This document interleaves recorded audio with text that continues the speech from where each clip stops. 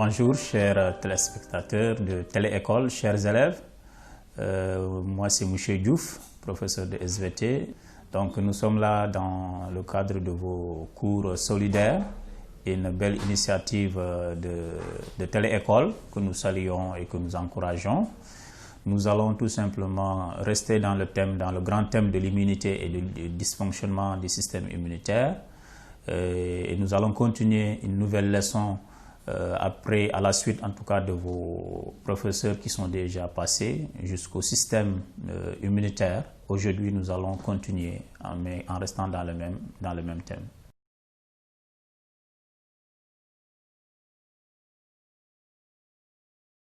Voilà, merci beaucoup. Donc, comme je vous l'ai dit tout à l'heure en présentation, nous allons rester dans le grand thème, le thème 3 de l'immunité et dysfonctionnement du système immunitaire, cas de l'infection du VIH-Sida. Et nous allons tout simplement continuer dans ce thème-là à la suite de vos professeurs qui ont déjà eu à traiter les leçons comme le système immunitaire, l'immunité et la réponse immunitaire. Nous allons tout simplement continuer. Et avant, nous avons besoin de se rappeler un peu, en tout cas, des prérequis dont nous aurons besoin pour pouvoir mieux suivre ce cours-là. Alors, dans les leçons précédentes, que ça soit l'immunité et le système immunitaire, c'est la leçon 7, que ça soit le système immunitaire, vous avez vu certaines notions telles que l'immunité, la réponse immunitaire et les notions d'anticorps et de spécificité des anticorps et même la notion d'antigène. Alors, nous allons juste rappeler, vous allez plutôt nous rappeler la signification de chacun de ces signes, de ces notions. Nous avons dit signification parce qu'on ne vous demande pas des définitions techniques. Voilà, on a juste besoin de votre compréhension concernant ces notions-là. En deuxième question, on nous demande de rappeler dans quel cas de réponse immunitaire parle-t-on de spécificité des anticorps.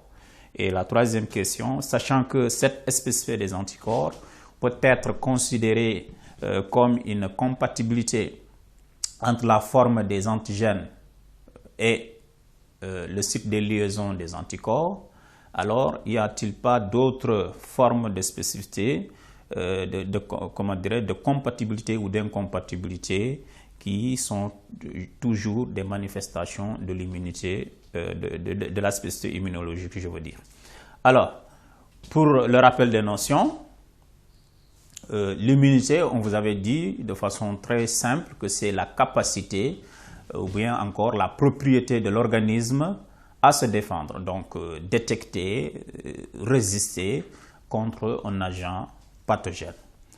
Alors, pour ce qui est des notions d'anticorps et de spécificité des anticorps, ainsi que de la notion d'antigène, un anticorps, vous l'avez vu, c'est une molécule en forme de Y, sécrétée par les lymphocytes B, et qui est capable de neutraliser les antigènes, de les neutraliser, mais aussi de faciliter la phagocytose.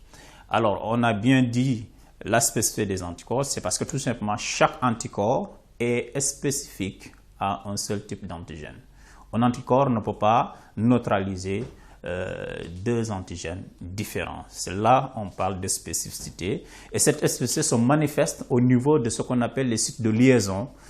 Certains vous parleront de paratopes au niveau des sites de liaison des anticorps. Sinon, le pied est tout simplement commun à tous les antigènes. Mais c'est au niveau des sites de liaison des antigènes que nous avons des différences.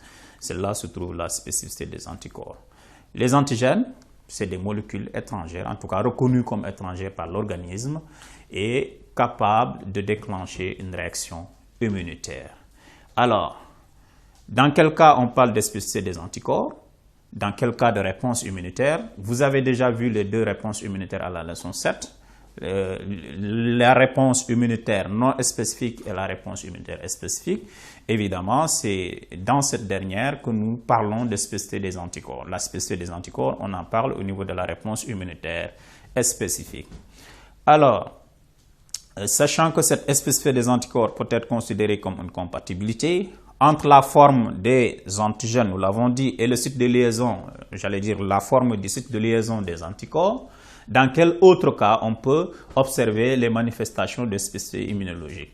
Évidemment, cette spécificité immunologique peut concerner également ce qu'on appelle, ou bien cette compatibilité et cette incompatibilité peut concerner également les sangs, le groupe sanguin. Une personne, n'importe qui ne peut pas vous donner du sang et vous ne pouvez pas donner votre sang à n'importe qui. Voilà ce qui nous amène à introduire notre nouvelle leçon dans ce même thème qu'on appelle, qui est la leçon 9 plutôt. Un autre exemple de spécificité immunologique, les groupes sanguins. Voilà notre nouvelle leçon d'aujourd'hui. Et pour cette leçon, il y a 3 compétences essentielles à développer. Il s'agit de la compétence s'informer, comprenez par là saisir des informations à partir de documents ou bien à partir des résultats d'expérience, ça peut être un texte. Hein. Ensuite, vous avez la compétence raisonner, comprenez par là relier des informations pour tirer une conclusion. Avant même, on peut relier aussi des informations pour expliquer un fait. Après, vous avez la 3e compétence, communiquer, c'est-à-dire traduire une observation par une autre façon de communiquer. Ça peut être un schéma fonctionnel. Alors, à la suite des objectifs, comme plutôt des compétences, vous avez les objectifs spécifiques, qui sont des actions concrètes à poser pour pouvoir mobiliser les ressources nécessaires aux compétences de tout à l'heure. Vous avez essentiellement des compétences, plutôt des objectifs de savoir-faire, au nombre de 4. Le premier, c'est relever dans un texte scientifique les circonstances de la découverte des groupes sanguins. Donc, ça nous permet de découvrir la notion de groupe sanguin, comment on l'a découvert, qui l'a découvert, quelle année on l'a découvert et dans quelles circonstances donc on l'a découvert. Le deuxième objectif, c'est découvrir les notions de compatibilité et d'incompatibilité à partir d'expériences de transfusion sanguine. Le troisième objectif spécifique, c'est interpréter des résultats de tests d'agglutination des hématies pour en déduire l'existence de 4 groupes sanguins. L'existence des 4 groupes sanguins, j'allais dire. Le 4e et dernier objectif spécifique, c'est représenter par un schéma fonctionnel les différentes possibilités de transfusion sanguine sans risque d'agglutination. Et cela, c'est à partir de tests sanguins que vous allez pouvoir le faire. Alors, ce plan nous permettra de dérouler correctement notre cours. Il s'agit d'abord de l'introduction. Ensuite, dans la première partie, nous allons voir les notions de groupe sanguin, la notion de groupe sanguin. Ensuite, vous avez en deuxième partie, la deuxième partie qui est la plus grande, les transfusions sanguines subdivisées en 3 sous-parties. D'abord, les notions de compatibilité et d'incompatibilité entre le sang des individus, entre le sang de 2 individus différents. Ensuite, en deuxième sous-partie, vous avez le système ABO, j'allais dire AB0, on va voir pourquoi cette appellation. Ensuite, vous avez en dernière partie le schéma fonctionnel qui montre les différentes possibilités de transfusion sanguine entre les individus. Alors, pour commencer, introduire cette leçon, on nous pose ici un problème, ce qu'on appelle la situation problème de départ. D'abord, vous avez ici le contexte et la consigne. Le contexte, il s'agit de votre camarade de classe qui a eu un accident sur le chemin de l'école et a dû malheureusement perdre beaucoup de sang. Alors, vous êtes 4 élèves et les 3 autres, vous êtes les seuls à l'accompagner aux urgences, c'est-à-dire au niveau de l'hôpital. Et le médecin vous dit qu'il, si c'est un garçon, ou elle, si c'est les filles qui a eu un accident, a besoin qu'on lui donne du sang. Mais la banque de sang de l'hôpital est vide. Donc, il n'y a que vous qui devez donner du sang à votre camarade. Alors, lorsqu'une personne nécessiteuse, comme votre camarade nécessiteuse, reçoit du sang d'un donneur, il peut arriver souvent qu'il y ait agglutination à la rencontre des deux sangs. Alors, ça, c'est un problème. C'est pourquoi en consigne, on vous dit, à l'aide d'un tout petit texte, indiquer quelles sont les informations dont le médecin aura besoin pour pouvoir faire une bonne transfusion sanguine sans risque. Alors, tout en justifiant vos arguments. À chaque fois que vous dites qu'il doit avoir telle information, vous devez donner le pourquoi. Pour quelles raisons certaines transfusions sanguines ne réussissent-elles pas? Voilà donc la situation à laquelle on vous invite de réfléchir et de pouvoir nous dire dans un court instant quelles sont les informations dont le médecin aura besoin pour aider votre camarade à recevoir du sang sans risque.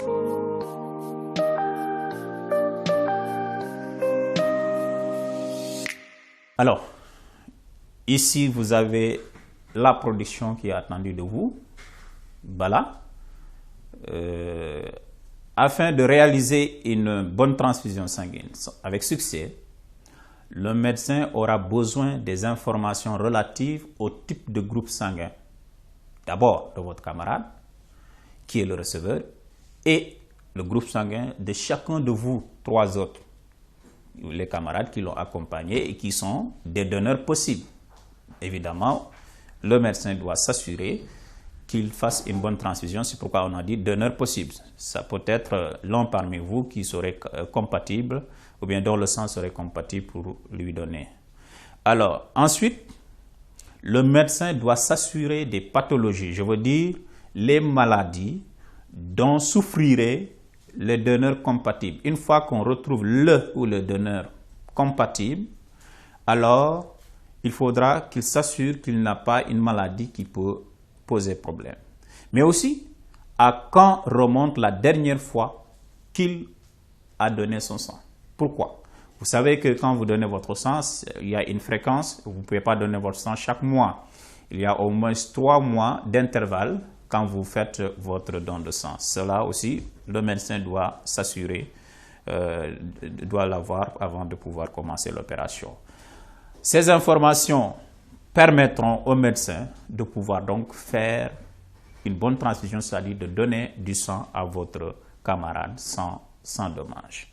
Alors, sinon, il y a incompatibilité. Il peut y avoir incompatibilité, on l'avait dit, entre les sangs qu'il donnera. Ceci nous amène donc à notre introduction qui dit que la spécificité immunologique ne se manifeste pas seulement dans le cas d'agression microbienne, comme nous l'avions vu avec les réactions immunitaires, mais les accidents de transfusion sanguine sont également des manifestations de cette spécificité immunologique. D'où il est important de connaître les groupes sanguins de donneurs et de receveurs avant toute opération de transfusion sanguine. Après cette introduction, on va visiter maintenant un texte historique pour découvrir ce qu'on appelle le groupe sanguin, mais aussi comment les groupes sanguins ont été découverts. Donc, pour notre première partie, nous l'avions dit dans le plan, la notion des groupes sanguins. Pour cela, nous avons cette activité, une activité qui va nous permettre de découvrir les circonstances dans lesquelles les groupes sanguins ont été découverts, mais aussi qui va nous permettre de savoir c'est quoi la notion de groupe sanguin. Le super 1, on vous dit, le document 1 suivant est un texte scientifique relatant les circonstances qui ont conduit à la découverte des groupes sanguins. Nous lisons le texte. Après la découverte de la circulation pulmonaire par Mouchier-Servet, circulation pulmonaire que vous avez déjà vue en 4e, vers 1550, et la grande circulation également que vous avez vue avec la circulation du sang en 4e par Mouchier-Hervé, en 1628, les premières expériences de transfusion sanguine furent pratiquées, telles réalisées par Denis et Emery le 15 juin 1667 à Paris. On nous dit qu'il y a 270 grammes de sang d'un agneau, le petit d'un mouton, qui furent transfusés à un homme. À la suite de ces opérations, les accidents furent tellement nombreux que les transfusions furent interdites. On va dire 2 siècles après, ou bien 3 siècles après, en 1673, Landois et Müller démontrèrent que le mélange de sang animal et humain déterminait une agglutination des globules rouges en amas visibles à l'œil nu. À partir de cette date, c'est-à-dire en 1873, il n'y eut plus jamais de transfusion de sang animal à homme. À la fin du 19e siècle, on pratiquait des transfusions, mais cette fois-ci d'homme à homme, pour soigner l'anémie. Les résultats étaient soit spectaculaires, on parlait de bons donneurs, soit funestes, c'est-à-dire il y avait des échecs. En 1900, Lansteiner, dans son laboratoire à Vienne, c'est la capitale de l'Australie, de l'Autriche, plutôt, oui, c'est Australie, il a percé les causes des accidents mortels lors de certaines transfusions d'homme à homme. Donc, quand on donnait le sang pour soigner l'anémie, il y avait des cas d'accident. Et Landois a cherché le pourquoi. Parce que avec les premières transfusions, c'était animal-homme. Maintenant, entre homme-homme, pourquoi il y a toujours des accidents? Et Landois a voulu comprendre le pourquoi. On nous dit, il découvre les groupes sanguins du système ABO. On peut dire aussi 0. Et on va voir tout à l'heure pourquoi cette appellation 0.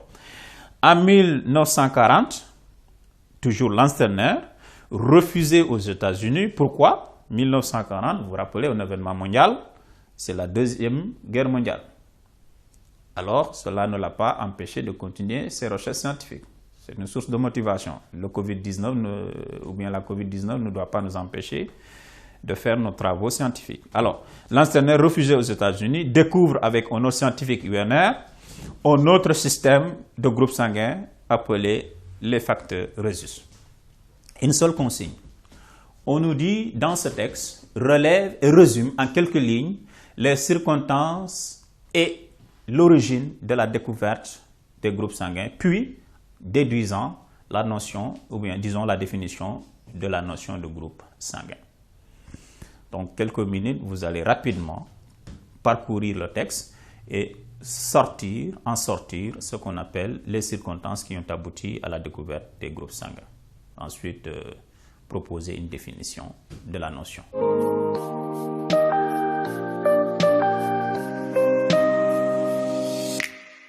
Voilà la production qui est attendue, le résumé des circonstances qui nous ont amenés à la découverte des groupes sanguins.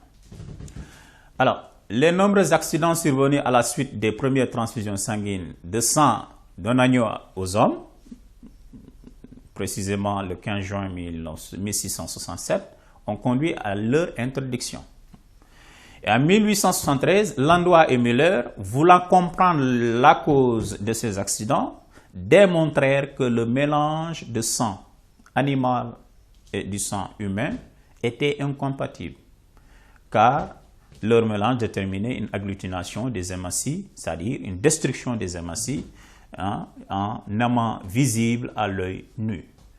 Depuis cette période, de cette date, il n'y eut jamais de transfusion de sang d'animal à homme. Et à la fin du 19e siècle, les transfusions ont repris plutôt, mais cette fois-ci d'homme à homme pour soigner l'anémie. Toutefois, les résultats de certaines transfusions montraient qu'il y avait toujours des cas d'accident, malgré que ces transfusions se faisaient entre hommes. C'est ce qui a poussé en 1900 à Lansteiner, dans son laboratoire à Vienne, à rechercher les causes des accidents mortels lors de certaines transfusions. Il découvre alors le groupe sanguin du système ABO. Ce qu'on peut en déduire comme définition du groupe sanguin, c'est quoi? C'est que, à partir de ce qu'on a dit, surtout l'agglutination, un groupe sanguin donc serait un ensemble de molécules ou d'antigènes, on peut parler aussi d'agglutinogènes, on verra, naturellement présents dans le sang des individus et pouvant réagir par agglutination avec le sang d'un autre individu. Donc voilà une première définition de la notion de groupe sanguin, ce que nous pouvons en déduire, de ce texte-là. Donc, résumé de l'activité, l'essentiel que nous pouvons retenir de cette première partie, c'est ceci, le résumé. Les causes des accidents liés aux premières transfusions sanguines ont été démontrées en 1873 par Landois et Müller. En effet, ils constatèrent que le mélange entre le sang humain et le sang animal provoquait une agglutination des globules rouges, un amas visible à l'œil nu, attestant de l'échec de la transfusion. Plus tard, fin du 19e siècle, on pratiquait les transfusions sanguines d'homme à homme pour soigner l'anémie. Les résultats étaient mortels dans certains cas, et cela a poussé à Lansteiner à la recherche d'autres facteurs, d'autres causes.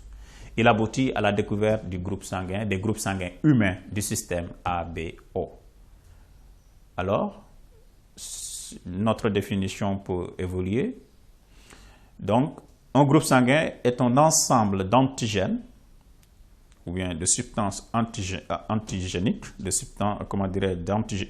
d'agglutinogènes, présents à la surface des hématies, des globules rouges, qui déterminent la compatibilité entre un donneur et un receveur lors d'une transfusion sanguine. Mais c'est quoi compatibilité? C'est quoi incompatibilité? Nous allons découvrir cela dans la deuxième partie de ce cours. La deuxième partie, c'est les transfusions sanguines.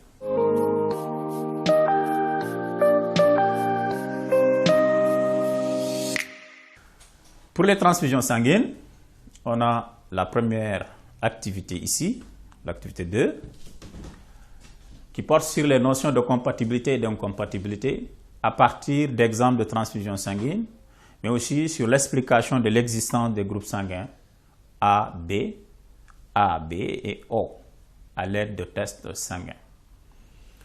Support. Les antigènes présents à la surface des hématies d'un individu déterminent son groupe sanguin. Nous venons de le voir tout à l'heure. Le tableau 1 ci-dessous montre les caractéristiques de 4 groupes sanguins. C'est les 4 élèves certainement dont l'un d'eux avait eu un accident sur le chemin de l'école. Donc 4 groupes sanguins du système A, B, O. Par les antigènes présents à la surface des hématies ainsi que les anticorps contenus dans le plasma des différents groupes sanguins. Lors d'une transfusion sanguine, il peut se produire une réaction immunitaire entre les anticorps du receveur et les hématies du donneur. Le tableau 2 présente les résultats de quelques transfusions sanguines et le tableau 3 représente les résultats de tests sanguins de 4 individus de groupes différents. Voilà le tableau 1, voilà le tableau 2. Voilà, sur le tableau 1, vous pouvez observer évidemment les hématies, schématisées ici, représentées ici en rouge. Ensuite, tout autour, à la surface, vous avez les molécules ou bien les antigènes qui sont présents à la surface. Et ensuite, vous avez ici le contenu du plasma, c'est-à-dire le plasma de l'individu correspondant à chaque individu ici. Voilà, pour l'individu de groupe A, voilà ce qu'on a comme anticorps dans son plasma, et ainsi de suite jusqu'à là.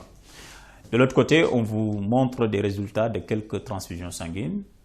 Des cas de transfusion, il y en a ici 4, où on a pour le donneur A ou B, où le donneur est A, soit B, soit le donneur AB, et le receveur 0, on nous parle d'échec. Ici, si O est donneur, alors il donne les 3 autres, il y a succès. Si AB est donneur, il donne à A ou à B, il y a échec. Si A est donneur ou B est donneur, il donne à AB, il y a succès. Alors, on nous pose ici 5 questions. La première question, on dit, indique le type de molécule qu'on trouve à la surface d'une personne de groupe A, d'une personne de groupe B, d'une personne de groupe AB et d'une personne de groupe O. Deuxièmement, indique le type d'anticorps qu'on trouve dans le sang d'une personne de groupe A, d'une personne de groupe B, d'une personne de groupe AB et d'une personne de groupe O. on a un petit O là-bas. Ça, c'est des problèmes techniques. Ça doit être un grand O. Mais c'est parce que aussi c'est 0. Et on va voir pourquoi c'est 0. Expliquer à l'aide de toutes ces informations l'existence des groupes sanguins.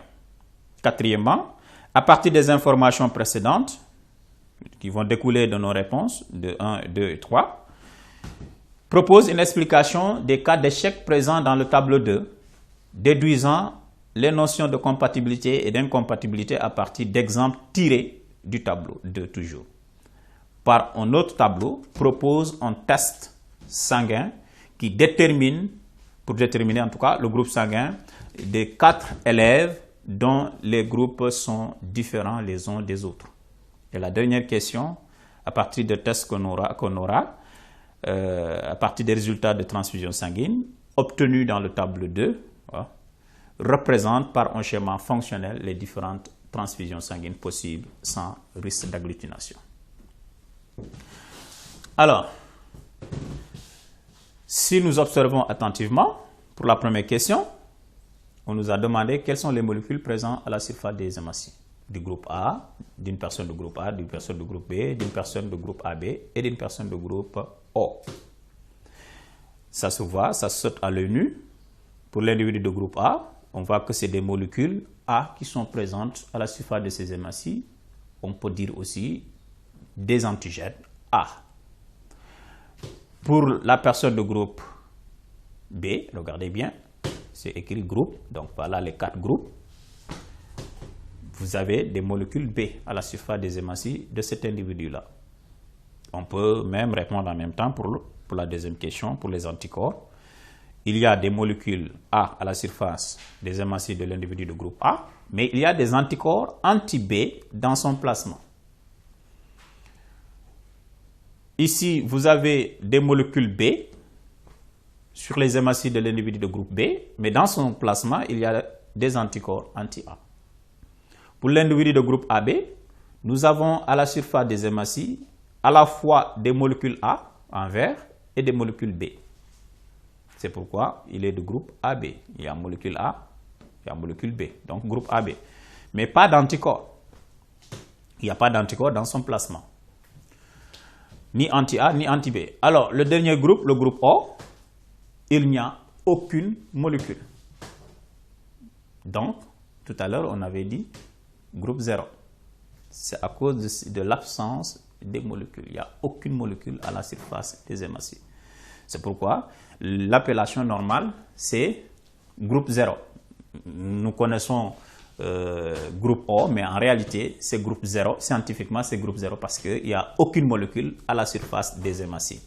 Et il y a des anticorps anti-A, anti-B dans son plasma. Donc, pour ces deux questions, alors, on peut retenir cela.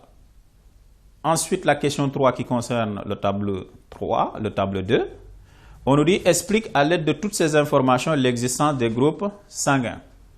Alors, si on considère que dans le sang, dans le plasma d'abord, plutôt sur les hématies, il y a des molécules, et dans le plasma, il y a des anticorps, on compare le type de molécules présent sur les hématies et le type d'anticorps présent dans le plasma de chaque individu, on constate tout simplement que la présence des molécules est conditionnée par la présence des anticorps.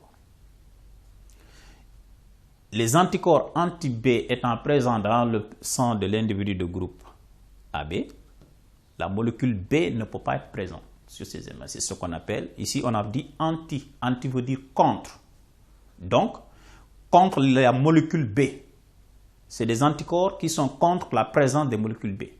Donc, si les molécules A sont présentes, c'est parce que aussi il n'y a pas les anticorps anti-A. Vice-versa. Donc, c'est ce qu'on a pour B. Les molécules B sont présentes parce que dans son plasma, il n'y a pas des anticorps anti-B, mais c'est des anticorps anti-A qui sont présents. Ce qui fait que A aussi ne peut pas être présent parce qu'il y a des anticorps contre A. Pour l'individu de groupe AB, puisqu'il n'y a aucun anticorps, ni anti-A, ni anti-B, mais les deux peuvent être présents. Et pour le groupe 0, il y a des anticorps à la fois anti-A et anti-B, donc ni A ni B ne peut pas être présent à la surface des hématies. Donc, toujours en se basant sur la présence ou l'absence des anticorps et des antigènes, vous remarquez ici que si l'individu qui reçoit le sang, c'est 0 ou O, il le reçoit des 3 autres, évidemment, les 3 autres portent des molécules. Et dans le sang de l'individu O, il y a des anticorps anti-A, anti-B.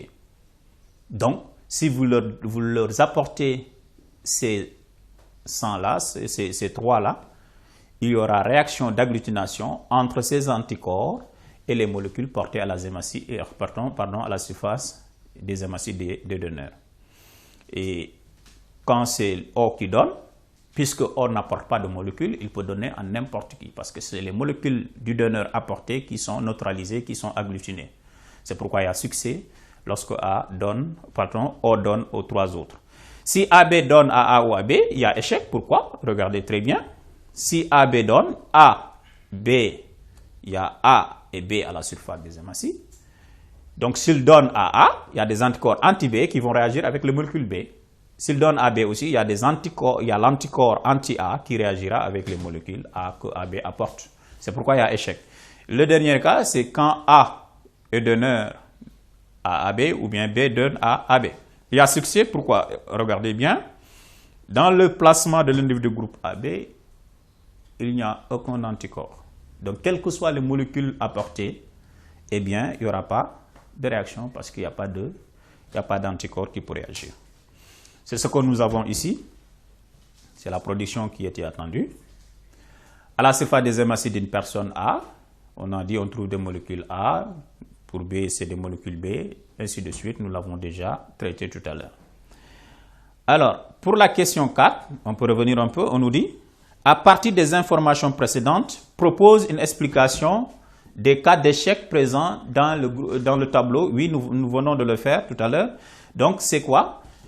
Les cas d'échec présentés dans le tableau 2 s'expliquent par la réaction entre les molécules présentes à la surface des hématies, des donneurs, et les anticorps présents dans le sang, on peut être précis, dans le plasma des receveurs. Ainsi, on parlera de compatibilité lorsqu'il y a réaction d'agglutination entre les anticorps du receveur et les antigènes portés à la surface des hématies du donneur. Et celui d'incompatibilité, c'est lorsqu'il n'y a pas de réaction d'agglutination entre les hématies du donneur par les anticorps qu'on appelle agglutinine du receveur. Et pour la question 5, la cinquième question, qu'est-ce qu'on nous avait demandé? À partir des résultats de transfusion sanguine obtenus dans le tableau 2, représente un schéma fonctionnel des différentes transfusions sanguines. Avant de représenter ce schéma-là, mais comme on l'a dit tout à l'heure, on a besoin de faire un test sanguin. On doit faire un test sanguin et c'est ce que le médecin doit faire, prendre le sang de chacun des 4 élèves, vérifier quels sont les cas de compatibilité entre ces camarades-là. Donc, nous avons ici une représentation schématique du test sanguin.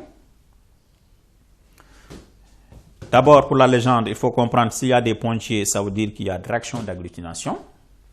Et s'il n'y a pas de pointillés, ça veut dire qu'il n'y a pas de réaction d'agglutination. Pour la première colonne, vous avez le sang des 4 individus. Le sang de 4 individus, oui. Et pour chaque individu, on va étaler 3 gouttes de sang horizontalement. On étale 3 gouttes de sang pour chacun des 4 individus. C'est pourquoi vous avez 4 triplés ici, qui représentent les 4 élèves. L'un, c'est lui qui a eu l'accident. Les 3 autres sont les camarades qui l'ont accompagné aux urgences. On avait dit que le médecin doit connaître, doit avoir des informations relatives à chaque type de groupe sanguin pour pouvoir voir lequel sang pourra être compatible avec le camarade qui est blessé. Alors, pour faire ce test-là, comme nous l'avons déjà vu précédemment, on a besoin des anticorps anti-A, anti-B qu'on appelle les agglutinines. Ça se trouve dans ce qu'on appelle les sérum tests. On a ça dans des bouteilles donc, qui contiennent du sérum test. Alors, nous avions vu tout à l'heure que quand les anticorps anti-A sont en présence avec les molécules A, ils réagissent, ça provoque une réaction d'agglutination. Quand les anticorps anti-B sont en présence des molécules B, ils réagissent, ça va donner une réaction d'agglutination. Et évidemment, quand il y a les deux, on va parler de double agglutination. Alors, donc pour le premier individu, on va mettre quelques gouttes du sérum test contenant les anticorps anti-A pour vérifier est-ce que sur les hémocytes de cette personne, il y a les molécules A. Qu'est-ce qui permet de le savoir? Lorsqu'il y aura une réaction d'agglutination. Une fois qu'on vérifie avec A, on doit faire cela pour B. Ensuite, on teste à la fois pour les deux. Pour le premier élève donc, on va mettre le sérum anti-A. Et quand vous regardez, d'après la légende, qu'est-ce que vous remarquez? Oui, donc vous voyez. Donc d'après la légende, il n'y a pas de réaction d'agglutination. Qu'est-ce que ça vous dit? Il n'y a pas la présence de molécules A. Merci. Donc, si vous testez maintenant avec le sérum qui contient l'anticorps anti-B, qu'est-ce qu'on remarque? Il y a réaction. Bien. Donc, ça veut dire quoi? Ça veut dire tout simplement qu'il y a la présence de molécules B dans le sang de cet individu-là. Alors, il n'y a pas de molécule A, il y a la molécule B. Alors, lorsqu'on a testé avec les deux, il y a réaction. Pourquoi? On avait déjà dit qu'il n'y a pas de molécule A. Donc, s'il y a réaction ici, c'est à cause de la molécule B. Ce qui nous amène à dire quoi? Le groupe sanguin de cette personne est du groupe B. Puisqu'on a découvert avec le test qu'il y a réaction avec l'anticorps anti-B qui montrait tout simplement qu'il y a la présence de molécules B sur les hémocytes de cet individu-là. Alors, pour le deuxième individu, on teste avec l'anticorps anti-B. Qu'est-ce qu'on remarque? Pas de réaction d'agglutination. Qu'est-ce que cela signifie? Ça veut dire tout simplement qu'il n'y a pas de molécule A. Voilà, donc A est éliminé. On teste avec B. Qu'est-ce qu'on remarque? Il n'y a pas de réaction. Très bien. Donc, ça veut dire quoi? Qu'il n'y a pas aussi la molécule B. Il n'y a ni A ni B. Quand on a testé avec les deux également, ça nous donne que ça ne fait que confirmer ce qui précède. Ça veut dire qu'il n'y a pas de molécule A ni de molécule B. Donc le groupe, c'est le groupe 0 ou encore le groupe O. Voilà. Pour les deux, c'est déjà réglé. Le troisième élève, on met le sérum qui contient l'anticorps anti-A. Il y a réaction d'agglutination. Qu'est-ce que cela signifie? Qu'il y a la présence de molécules A. On teste avec l'anticorps anti-B. Qu'est-ce qu'on remarque? Il y a réaction d'agglutination. Donc, la molécule B est là. A était là, B est là. Alors, quand on a mis les deux anticorps, on remarque qu'il y a tout simplement agglutination. Puisqu'il y a A et B, on pourrait parler de double agglutination. Donc, c'est le groupe AB. Puisque A est présent, B est présent. Donc, ça donne le groupe AB.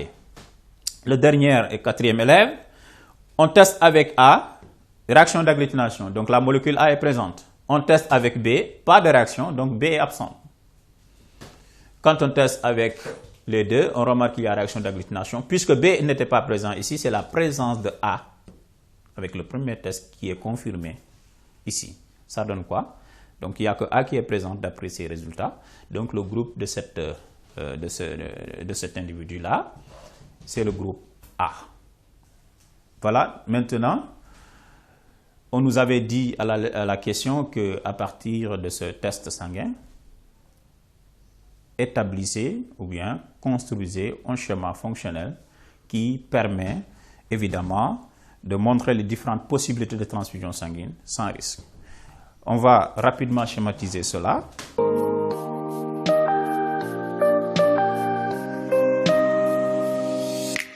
Je mets d'abord les 4 groupes sanguins. Bon, je vais mettre 0 ici. D'abord A, B ici, Et là, je mets AB. Alors, qu'est-ce qu'on avait dit? Là, ça veut dire groupe A. OK. Ici, c'est groupe O. Là, c'est le groupe B. Et ici, c'est le groupe AB. Et cette appellation était basée sur la présence du type d'antigène ou d'agglutinogène qui était présent à la surface des hématies. On avait les antigènes ou agglutinogènes A, les antigènes ou agglutinogènes B. Quand les deux sont présents, on parlait de AB. Quand les deux sont absents, on parle de O ou de 0. Alors, cette présence ou cette absence était conditionnée par la présence des anticorps ou des agglutinines, on avait dit, qui s'appellent des agglutinines ou anticorps naturels, naturellement présents dans le plasma des individus et qui déterminaient des réactions d'agglutination lors d'une transfusion sanguine. Alors, ces agglutinines étaient quoi? Dans le sang de l'individu de groupe A, c'était l'anticorps anti-B. D'ailleurs, qui fait que B ne peut pas être présent sur la paroi, plutôt sur la surface des hématies. Et pour l'individu AB, c'était quoi? L'anticorps anti-A qui était présent dans son plasma et qui fait que A ne peut pas être présent à la surface des hématies. Pour O, on a dit qu'il y a anti-A et anti-B qui étaient présents, qui fait que, alors, il n'y a ni la molécule A ni la molécule B. OK? C'est pourquoi on parle de 0. C'est à cause de la présence des anticorps anti-A, anti-B qui interdisent donc la présence des anticorps, des agglutinines, des agglutinogènes plutôt, ou des molécules A et B. Et pour l'individu AB, pourquoi il y a la présence des molécules A et B? C'est parce que tout simplement, dans son plasma, il y a les anticorps excusez-moi, ça veut dire qu'il n'y a pas d'anticorps, sinon les molécules n'allaient pas être présentes. Voilà. Pas d'anticorps. On avait vu tout à l'heure qu'il n'y a pas d'anticorps. Très bien. Maintenant, on nous dit quelles sont les différentes possibilités de transfusion sanguine. Ça veut dire quoi? Pour chaque groupe, on va voir quels sont les individus qui peuvent le donner du sang, déjà, qu'il peut donner du sang. Pour chaque individu, quels sont les individus qu'il peut donner du sang. Et cela, c'est basé sur les informations que nous avons précédemment et que l'on essaie de représenter ici. Alors, quand on commence par le groupe A, quels sont les individus qui peuvent recevoir le sang de A? Je regarde. D'abord O, je vais faire comme ça. Au niveau de O, qu'est-ce qu'on a? Anticorps anti-A, anticorps anti-B.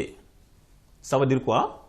Si vous donnez le groupe, plutôt le sang de l'individu de groupe A à cette personne, les molécules A là vont réagir avec les anticorps A. Ça veut dire quoi? Si vous faites ceci, vous apportez des molécules A qui vont réagir avec les anticorps A. Donc, il y aura échec.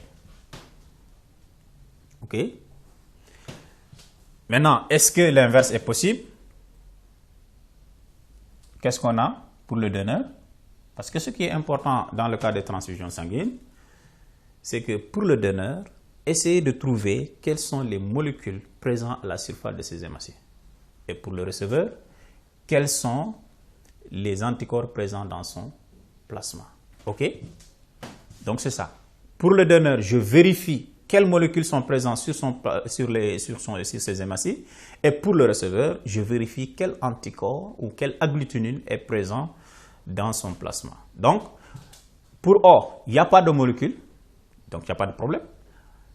Si je le donne à A, puisqu'il n'y a pas de molécule, même s'il y a l'anticorps anti-B ici, la molécule B ne vient pas. Ça veut dire quoi? Évidemment, je peux donner le sang O à A. Donc, on va parler de succès. Donc, entre A et O, c'est réglé. On avance. Je prends A pour B. Est-ce que c'est possible? Ça veut dire que je donne le sang de l'individu de A à l'individu B. Molécule A portée par les hématies de A. Et ici, anticorps anti-A. Donc, si vous faites cela, il y aura réaction entre ceci, cette molécule, et cet anticorps. Ça veut dire que c'est impossible. L'inverse est possible. On voit. Ici, il y a la molécule B. Ici, il y a l'anticorps anti-B. Donc, si vous faites l'inverse, ce B-là va réagir avec cet anticorps. Donc, il y aura échec. Donc, entre A et B, pas possibilité de transfusion sanguine. OK? Maintenant, je continue. A et AB. Alors, est-ce que A peut donner à AB? Oui. Pourquoi? Il y a la molécule A, mais il n'y a pas d'anticorps. Il n'y a pas A. Donc, si je prends le sang de A, je peux le donner à AB sans problème. Est-ce que l'inverse est possible? Le groupe AB peut-il donner à A? On vérifie. Qu'est-ce qu'on a comme molécule pour le donneur? La molécule A, la molécule B. Est-ce qu'il y a des anticorps qui peuvent le neutraliser? Ah oui, on a anticorps anti-B ici. Donc, si vous prenez le sang de AB, vous le donnez à A, il y aura réaction entre cette molécule B et cet anticorps B, anti-B, donc il y aura échec. Alors, j'avance. Je prends AB pour B pour aller vite. Quand vous donnez le sang de AB à B, qu'est-ce qui va arriver? On a ici l'anticorps anti-A qui va réagir avec la molécule A. Donc, il y aura échec. L'inverse. Si vous prenez le sang de B, vous le donnez à AB. Qu'est-ce que B apporte? Parce que c'est lui le donneur. La molécule B. Est-ce qu'il y a un anticorps anti-B ici? Non. Donc, ça veut dire quoi? Cela est possible. Je peux donner le sang de AB, de B plutôt à AB. Il reste qui? Je peux vérifier même avant de voir ce B et O. Est-ce que AB peut donner à O? AB a quoi? Molécule A, molécule B. Et qu'est-ce que le groupe B contient dans son plasma? O du moins, anticorps anti-A, anticorps anti-B. Donc, si vous faites cette transfusion-là, il y aura une double agglutination. Les anticorps, la molécule A va réagir avec les anticorps anti-A, la molécule B va réagir avec les anticorps anti-B. Donc, cela n'est pas possible. Est-ce qu'il est possible maintenant de faire le sens inverse? Est-ce que O peut donner à AB? Qu'est-ce que O apporte comme molécule? Aucune. Donc, AB aussi n'a pas d'anticorps. Ça veut dire quoi? Il y a un succès. Vraiment, c'est une bonne transfusion parce qu'il n'y aura ni molécule apportée ni d'antigène qui va recevoir d'ailleurs.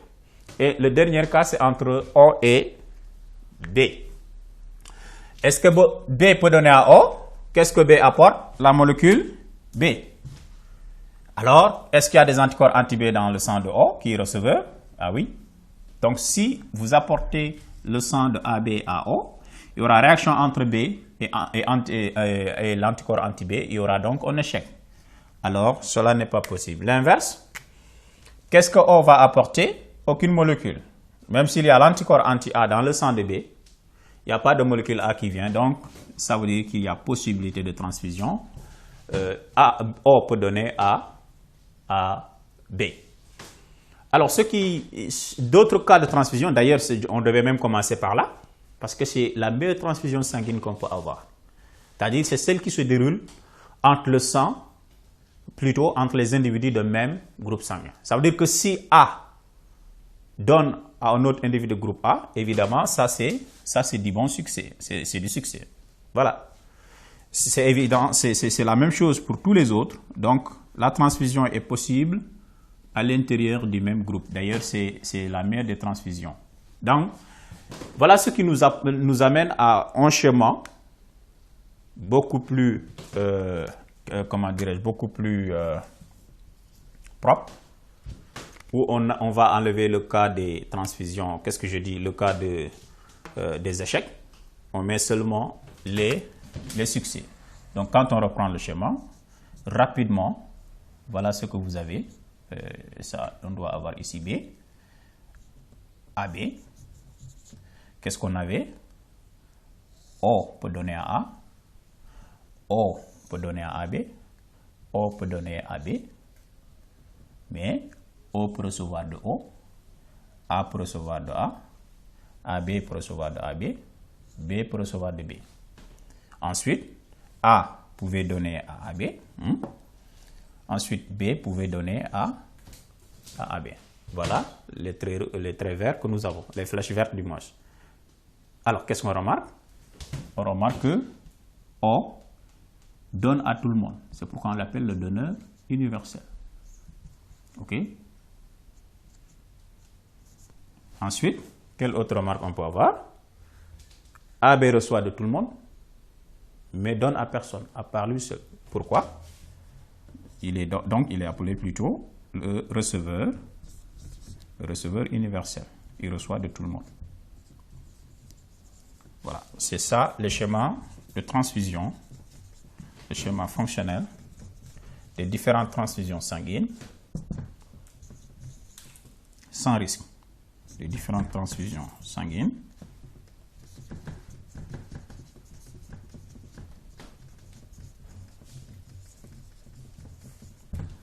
avec succès ou bien sans risque. Voilà, je mets sans risque. Voilà.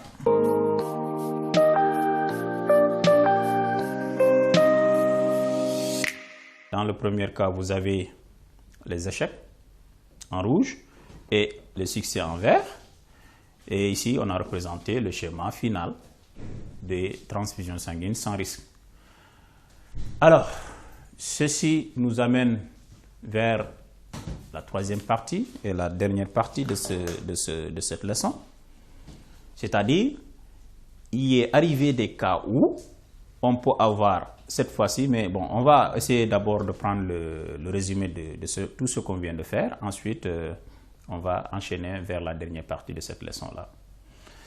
Pour ce qui est des compatibilités, on avait dit que dans chaque plasma, on a des substances appelées agglutinines ou agglutines. Ces dernières sont des anticorps naturels capables de provoquer l'agglutination en réagissant contre les molécules ou antigènes. On peut parler aussi d'agglutinogènes portés par les hématies. Si on mélange le sang d'individus différents, deux événements peuvent survenir. Le premier, s'il y a agglutination, ça veut dire que les hématies des deux individus se collent les unes contre les autres en formant des amants visibles à l'œil nu. On observe ces amants-là, quand on regarde bien, on n'a même pas besoin du microscope, on parle dans ce cas d'incompatibilité entre le donneur et le receveur. Et le deuxième cas, c'est lorsque vous n'avez pas d'agglutination, c'est le cas contraire, donc on parlera de compatibilité. Ce qui nous amène donc à dire que donc, les différents groupes de ce qu'on appelle le système ABO nous permettent de faire des transfusions après avoir bien sûr fait des tests, après avoir fait des tests de compatibilité. On a classé, après ce test qu'on vient de voir, on a classé le sang en 4 groupes. Le groupe A, le groupe B, le groupe AB, le groupe O. C'est ce qu'on appelle le système ABO. Et rappelez-vous qu'on a l'appellation O, mais en réalité c'est 0 pour dire qu'il n'y a aucune molécule sur les hématies de l'individu. Chaque homme est caractérisé par son groupe sanguin. Il porte sur ses hématies soit l'antigène A, il est du groupe O, A, soit l'antigène B, il sera du groupe B, soit les deux à la fois. Donc c'est le cas des groupes A, B. Soit aucun antigène et on parlera de groupe 0. Ça rappelle tout simplement les caractéristiques de chaque groupe sanguin. Pour A, il y a la molécule A, l'antigène A, et l'anticorps anti-B dans son plasma. Pour B, c'est vice-versa. AB, il n'y a aucune, il n'y a aucun anticorps, mais il y a les deux antigènes sur les hématies. Pour O, il n'y a aucune molécule à la surface des hématies, mais il y a les anticorps anti-A et anti-B dans son plasma. Le schéma que nous venons de représenter tout à l'heure, on nous dit que la meilleure transfusion sanguine est celle qui se déroule à l'intérieur du même groupe sanguin. Mais d'autres possibilités existent et nous l'avons vu avec le schéma. Le groupe O peut être donné à tous, mais il ne peut pas recevoir.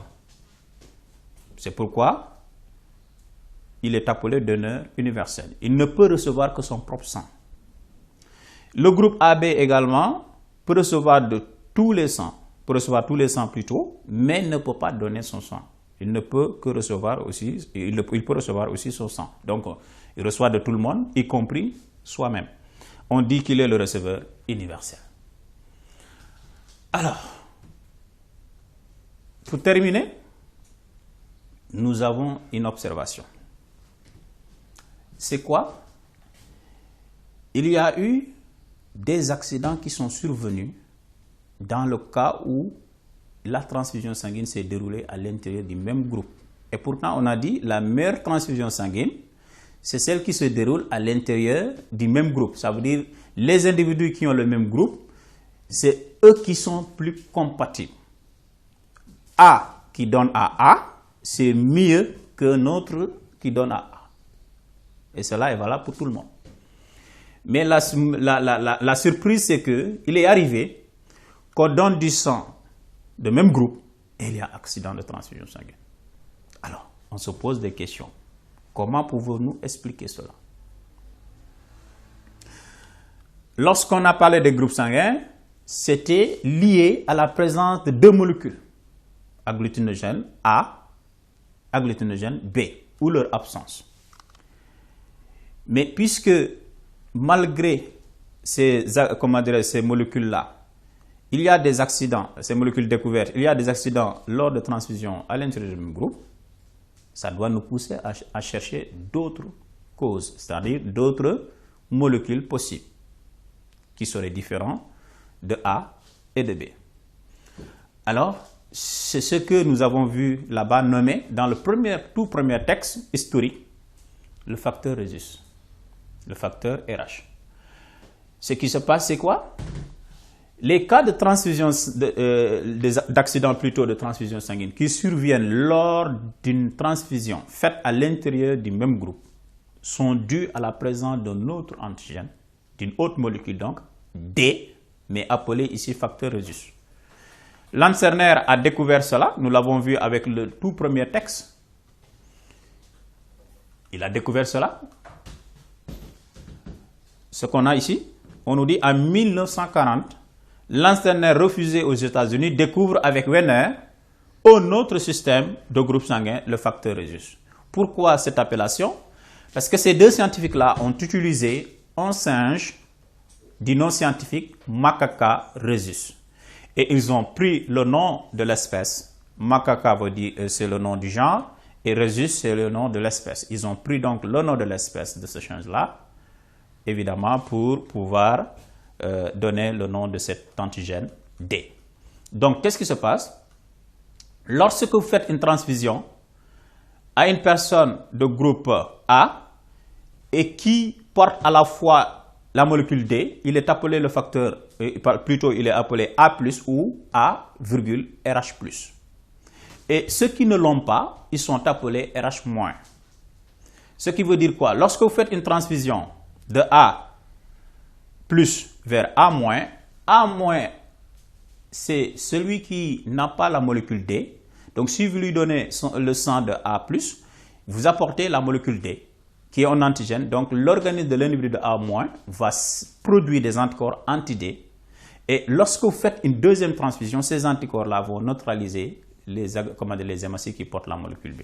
Et c'est ça qui amène les échecs. Ça se passe en même temps avec la grossesse d'une mère qui est moins et d'un mari qui est plus, parce que l'enfant reçoit le plus de son enfant et le sang de la mère est en étroit échange avec celui de l'enfant à travers le placenta, le cordon ombilical.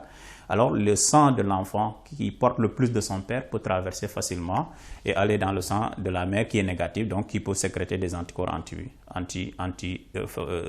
anti-facteur Rhésus, ce qui fait que lorsqu'il y a une nouvelle grossesse, évidemment, les anticorps anti-D produits vont neutraliser les hémocytes de cet enfant-là. Mais la médecine a trouvé le moyen de pouvoir faire ce qu'on appelle des injections lymphocytaires qui vont empêcher aux lymphocytes de sécréter, ou disons, de produire des anticorps anti-Rhésus. Et donc, ça peut marcher. Voilà, donc, c'était cette dernière partie qui va terminer notre leçon. On termine donc avec cette partie-là. Et nous vous disons bon courage, chers élèves de 3e. Bonne chance aux examens. Le BFM, c'est dans quelques heures. Donc, concentrez-vous et armez-vous de tout ce qu'il faut pour pouvoir réussir ça. C'est possible, tout le monde l'a fait et l'a réussi. Merci beaucoup. Nous remercions le directeur de Télé-École avec tous ses partenaires, le ministère de l'Éducation et tous les autres partenaires. Nous les remercions vivement pour cette belle initiative. Nous, en Afrique, au Sénégal en particulier, on doit vraiment aller vers ces cours-là parce que tout simplement, c'est l'heure qui le demande. Et donc, nous devons également proposer nos ressources et contenus, sinon on va tout simplement consommer ceux des autres. Alors, merci beaucoup. Donc, je remercie tout le monde et je dis à la prochaine pour d'autres prestations.